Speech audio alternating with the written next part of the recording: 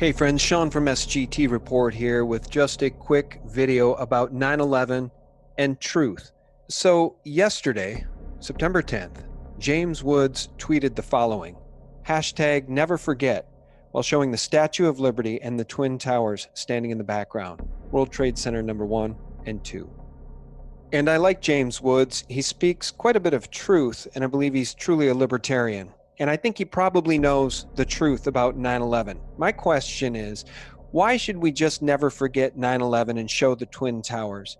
Why don't we never forget World Trade Center 7 and the BBC reporting about its collapse 20 minutes early?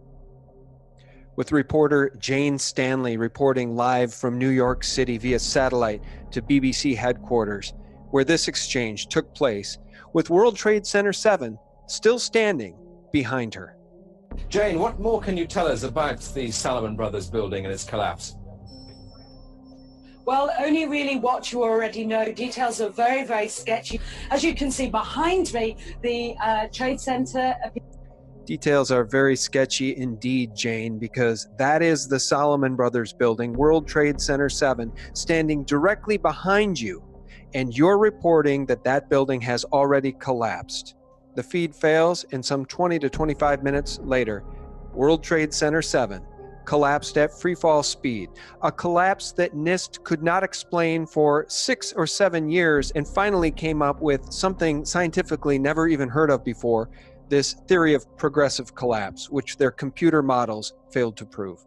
And by the way, I would love to report so much of the good news going on, and I will continue to report about the posts that Q shares, but Q is guilty of doing the exact same thing as James Woods.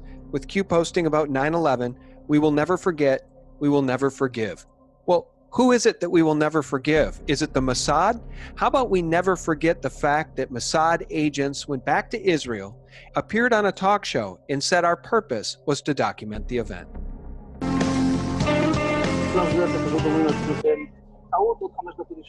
And at that point, we were taken for another round of questioning, this time related to our allegedly being members of Mossad.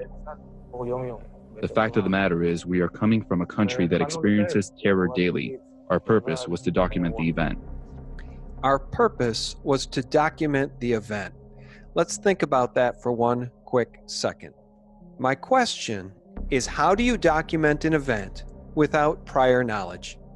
Simple question, and one the 9/11 Commission failed to ask regarding the Mossad agents that were detained and after several weeks sent back to Israel with no charges against them. I do believe our cup is half full with President Trump in the White House, certainly as compared with the witch Hillary Clinton being there. But the elephant in the room continues to be the Zionist influence on our country and on the administration. And now we're hearing more war drums for Syria. Mike Pence was on the Sunday morning shows, and I want to share that clip, along with Rick Wiles from True News and his justified outrage regarding Pence's statements. We all know what happened in Aleppo. We're watching it all very closely. But what's different with President Trump from President Obama is this president drew a red line and enforced it on chemical weapons.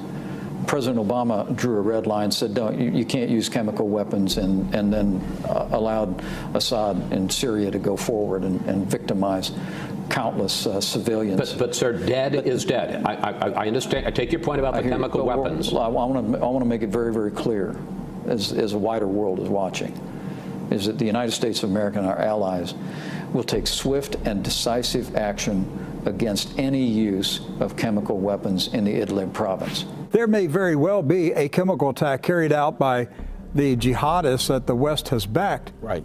But it's planned. It's a false flag. They're telling the world when this event's going to happen, and when it happens, we're going to use it as justification to attack Syria.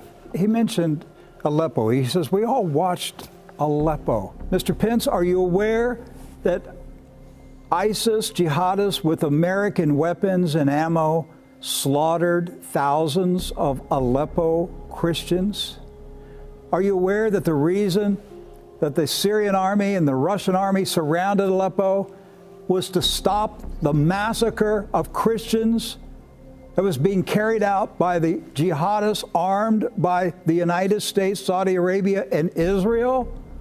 I'm tired of the propaganda, Mr. Pence. I'm fed up with it. I'm a Christian, and I'm fed up with the propaganda. And Rick Wiles is absolutely right. Propaganda, propaganda, propaganda. When will it end? How much truth has to spill out and spill between the cracks? The ball being carried, of course, by the alt news media, the truth media. How much more propaganda are the American people willing to stand for? And Mike Pence is just as guilty of it as anyone. Because now today we see this news item: staged filming of false flag chemical attacks has begun in Idlib, according to the Russian Ministry of Defense. According to Russia's state media channels, this morning the anti-Assad insurgents in Idlib have begun filming fake footage of chemical attacks. According to the information received from inhabitants of Idlib province, militants are now filming a staged provocation where chemical weapons are depicted as being used by the Syrian army against civilians. The film crews of several Middle Eastern TV channels arrived in Izar al-Shagur, a name I'm sure I'm mispronouncing, in the morning, as well as the regional affiliates of one of the main American television news networks, probably CNN. This absolute outrage must be showcased because we cannot allow ourselves to be hoodwinked into yet more war on the back of more lies, which brings me full circle. Never forget, never forgive 9/11. Let's remember Building 7. Let's remember the BBC reporting about that building's collapse 25 minutes early. And let's remember the Mossad agents who went back to Israel and said on television that their purpose was to document the event. Our purpose was to document the event. I'll continue to report about Q and the white hat counter coup to support and save our republic. But truth is truth.